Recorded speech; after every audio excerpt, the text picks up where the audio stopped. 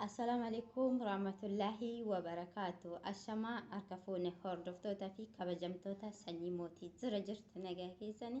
الحمد لله قالت ربي أني نجا كوتني سنين جاء هردفتوتا في كبجمتوتي كيا هرجت سودا سجنتان كيني كان قرانا جت سودا كميت فوفي تجرا غيرو جت سودا جدود أنا أدان كوتين إيشتين توري natti mijanne jechuudha. Natti tolaa hin turre biiziin ta'e jechuudha. Kanaafin dhiisee addaan kuute dhiifama naa godhaa isiniin ja'a. Hordoftoota fi kabajamtoota sanyii mootiin fatanaa jechuudha. Kara quraanaa kanaanin ijoollee keenya kanatti dhufe jechuudha.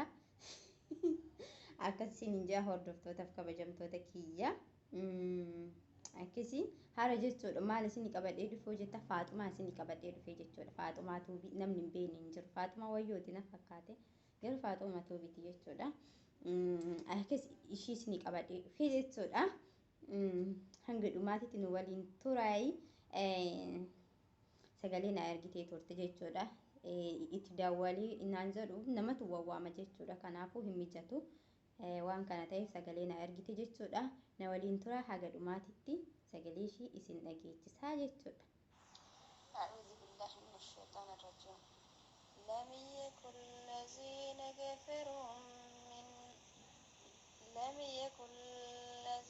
كفروا من أهل الكتاب ومشركين فكنا حتى تأتيهم بينة رسول من الله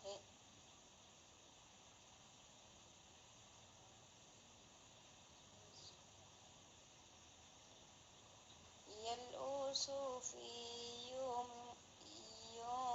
مطهر فيها كتب من قيمة وما تفرقين الذين أوتوا كتاب إلى ما بعد مجتون بكنا. Akkasii jechuudha. Hordoftoota fi kabajamtoota kiyya sadaqallahu alaaziim. Bareedaadha jechuudha. Faaxeetiyyaa rabbiin jechuudha. Imaana si haa guutu kan macaalaa jechuudha. Rabbiin quraanaa si haa laaffisu jechuudha. Akkasiin jedhaanii hordoftootaaf kabajamtoota kiyya.